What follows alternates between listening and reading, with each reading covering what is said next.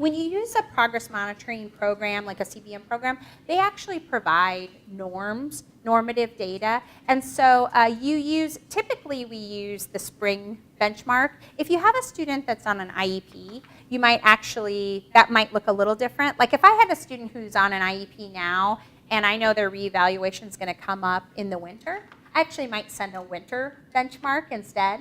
But typically for most students, you're just going to look ahead. What is the spring benchmark for that student? Now it gets a little trickier because these benchmarks are actually divided by percentiles. And so you can have students at the 10th percentile, 25th, 50th.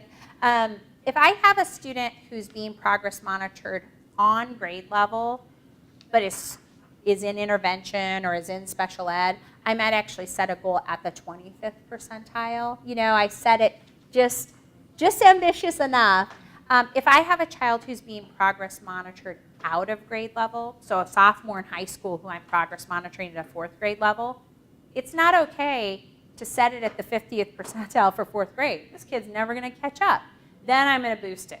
I'm going to set it, I might even set it at 1.5 times what the 50th percentile is. So you want to think about, really be as ambitious as you can.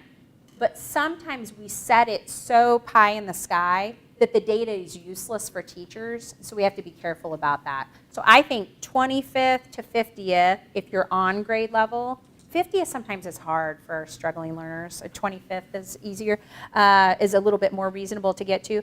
Out of grade level, I'd suggest even 1.5 times 50th percentile.